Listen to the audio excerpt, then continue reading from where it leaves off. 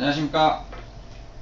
예, 이 시간에는 내 자서전 쓰기 실전북에서 아동기 청소년기 편에 해당하는 책의 28페이지 질문에 대해서 한번 생각해 보겠습니다. 자, 질문 내용은 이겁니다. 두려움을 느꼈나? 어떤 두려움이었나?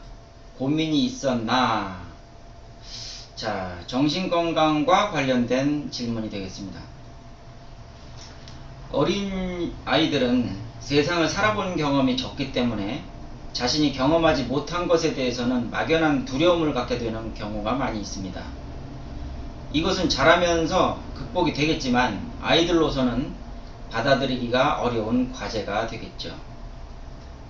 자신의 마음을 들여다보기 위해서는 이 물음에 대한 답을 스스로 찾아보는 것이 좋습니다. 그러면 어른이 된 현재에 가지고 있는 문제, 이것에 대한 답을 스스로 찾아낼 수 있을지도 모릅니다.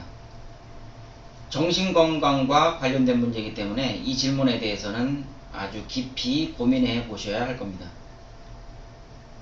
자, 그리고 또 한 가지 어순에 관한 이야기를 한번 해보겠습니다. 글을 쓸 때 그 단어의 순서를 배열하는 것이 굉장히 중요한데 이것을 제대로 못해서 좀 세련되지 못한 이상한 문장을 만드는 경우가 있죠. 그래서 예문을 하나 들어볼 것 같으면 이런 겁니다. 신문에 났던 기사인데요. 어순에 약간 문제가 있어서 예를 들어서 설명하는 것입니다. 자, 예문 드리겠습니다. 서씨는 이날 입사한 뒤 처음으로 회사 소화기, 방화 셔터, 스프링클러의 위치를 꼼꼼히 살펴보았다고 한다.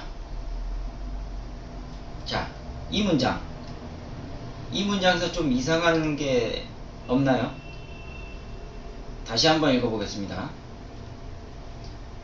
서씨는 이날 입사한 뒤 처음으로 회사 소화기, 방화 셔터, 스프링클러의 위치를 꼼꼼히 살폈다고 한다.